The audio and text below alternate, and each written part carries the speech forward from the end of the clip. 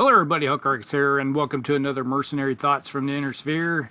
And today, in episode 392, yes, 392, we're going to be discussing the Shugenja. I think that's how you pronounce it. At least, I think it's something like that. And what we have here is a 75-ton heavy mech from the Draconius Combine. Yes, it's kind of like a command vehicle, a mech that follows the line behind the forces. You're basically taking care of your heavy lances, even though probably better off using a medium mech for such activities, but hey, we'll discuss that. All right, so we got a 75-ton mech. The comes in with what is it, 1650 for battle value, so not too bad when it comes to expense. It is a 460 moving mech. It has ferrofibrous armor maxed out for 231 points, so yes, it maxed out its entire bit of armor for 13 tons. Not bad. All right, so it's got 15 double heat sinks, so yeah, it's got a lot of heat sinks to take care of the heat output on this thing. It doesn't take care of all of it, but it does help. And then we have, for weaponry, we have in the left arm ERPPC, and in the left arm, or no, right arm, we have 2 large lasers. And then in the right torso, we have a C3 master computer. And then in the left torso, we have an MRM 30 with, what, 3 tons of ammo on board? Yeah. So this thing has an interesting loadout when it comes to weaponry. And I just say that much. The big thing is that, yes, you got 16 double heat sinks to take care of your heat, but this thing will rack up the heat pretty quickly, especially if you, well, depends on what you're firing. Now, if you're firing the PPC, obviously that's 15, plus if you're running, yeah, you're kicking it up to 17. That basically leaves you 13 heat to play with. And you can do 1 turn of firing your 2 large lasers out to 15, and go up 3 on the heat scale. Not a problem, but you can't do that every turn, because then you're going to become a 3-5 mover. And it's like, if you see a 3-5 moving mech, it's not going to have too many mods. It might get 2 if you run. Obviously, you can still. It's kind of that thing. Why would you want to hurt yourself too much on the heat scale? Plus, eventually you're going to have those modifiers to shoot with. And, well, if you got an MRM on board, why would you want to add more problems to yourself? Yeah. Now, if you get in closer and you want to fire the MRM and then the 2 large lasers, that's not a problem, because you're doing, what, 28 heat? So, yeah, you're running cool. It's when that ERPPC starts showing up on the battlefield and you start using it in conjunction with other stuff, and then you start having problems. Now, you can fire the MRM 30 and the PPC and not have to worry about heat. But it's when you start throwing in those large lasers into the mix or something combination with the PPC, then you start having problems. So you got to really watch the heat on this thing. Otherwise, if you fired every single weapon, well, yeah, that could be a bad day for you, because, geez, you're looking at 25 plus 35, 41, 40, up to 43 heat. You can go 13 on the heat scale real quick, and that's got some detrimental effects. You got a +2 modifier to heat, -2 movement. Yeah. Why would you do that to yourself? Yeah, don't want to do that. That'd be bad. And then when you got an MRM, it's like, yeah, it's like, really, are you going to even hit with that thing? No, don't hurt yourself. Stay away from all that firing buttons. All right. So basically, with the C3 Master on board, you're probably most of the time will be staying out at range, because you really, with a master computer, you want to keep this thing away from any ECM bubbles if possible. You'll be following on behind your lance mates. You got hopefully 3 other guys, and you're just providing fire support for those 3. And the only drawback that just glaring at me is that you got a 4.6 moving mech that has a master on board. That's a pretty expensive piece of equipment, because this mech comes in at 1,700 or 17 million, 17.7 million C-bills. So it's an expensive piece of hardware you're carrying around with that C3 master. They're not cheap. So you want to keep this mech out of the fight as much as possible from not getting shot up. Now, I always look at things in terms of campaign operations. Now, if you're doing a pickup game, fine, it doesn't matter too much, other than you're still not thinking in terms of playing the game as if you're actually fighting a warfare. You know, it's like you're save the medal type of concept. So this mech is carrying around a master computer, expensive piece of hardware, and it's on a 4.6 moving mech. So if you have to disengage, anything that is a 5.8 or faster will hunt this thing down and eventually tear it, take it down like a pack of wolves. So I usually prefer to have my master computers on something that's at least a 5.8, so it has a better chance, hopefully even a 5.85, so you got a better shot of disengaging from the enemy, which this thing can't do.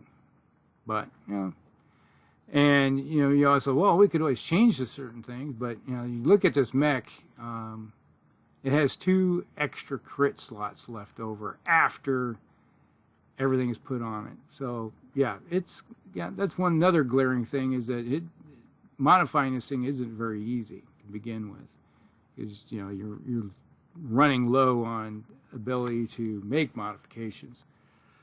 So, there. So basically, how you're going to use it? Stay back, fire the PPC as much as possible, and if somebody gets within the 15 range, because you got the 23 range, then you got the 15, 10 range band, that's probably you're going to stay 10 and farther out. Now, if you're at 10 roughly, you're roughly going to have the large lasers and the PPC playing the role. Otherwise, your MRM is going to be sitting at long range. You can make some pot shots with that thing, but you got the modifier with that.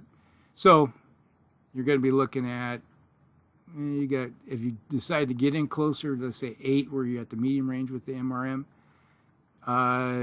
you may not be firing the PPC. So you're still going to be at medium range with a lot of your weapon systems.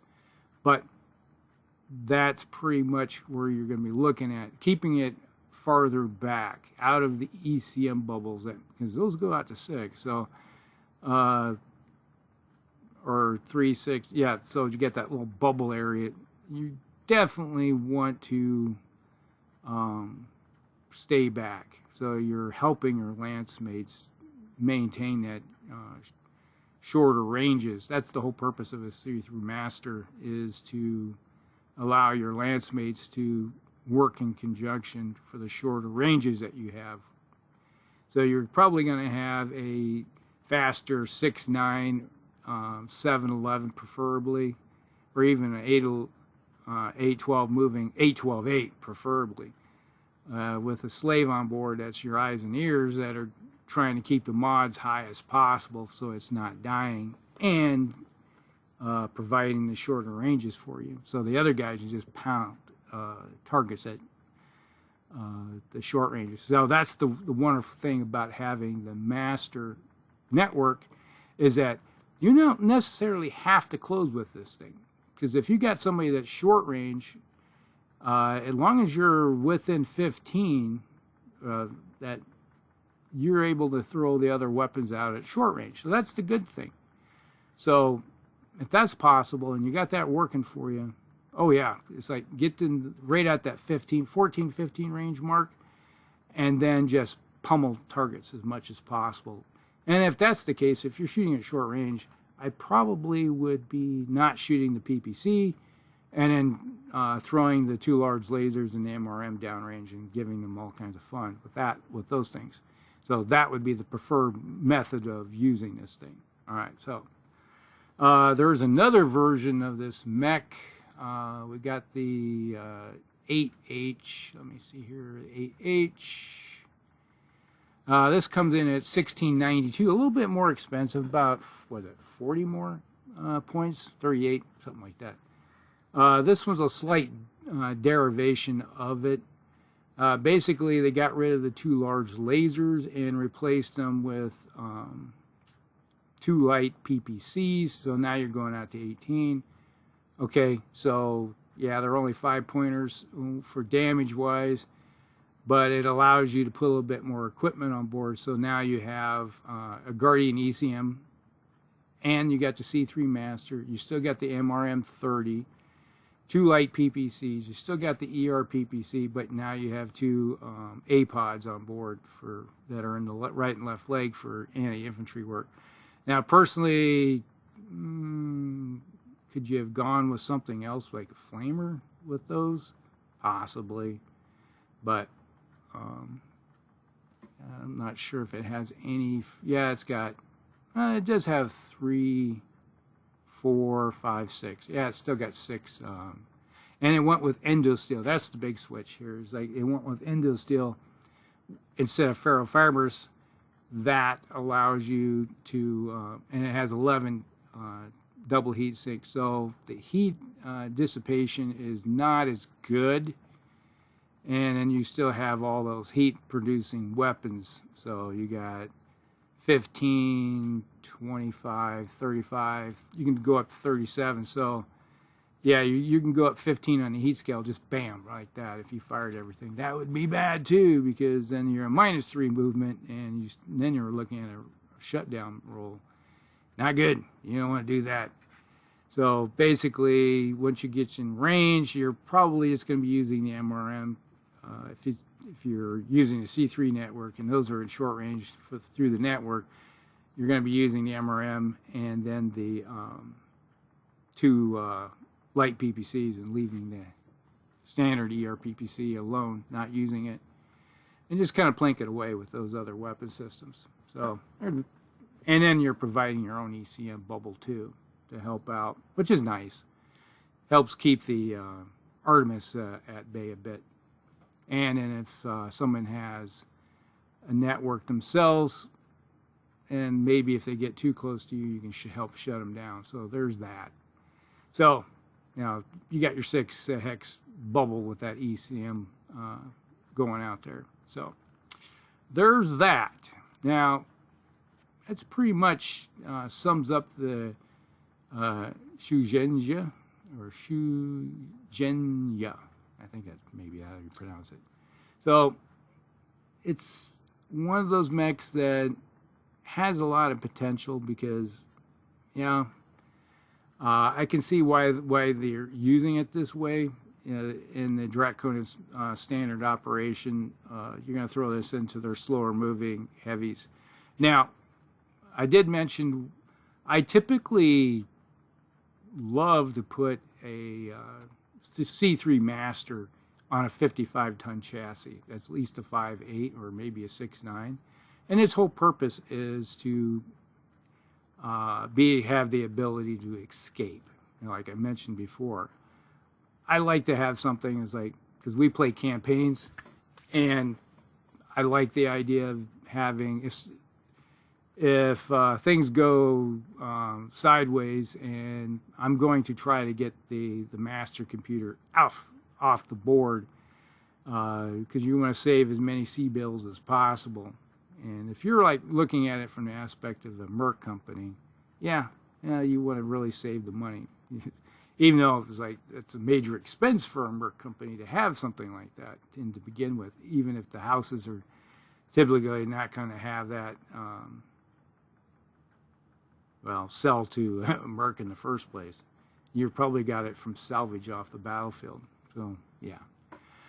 All right, so that's it. That's the Shugenja, something like that. All right, so I hope you guys like it. Like and subscribe, share with your friends, and we'll see you in the next one. Elcrex out.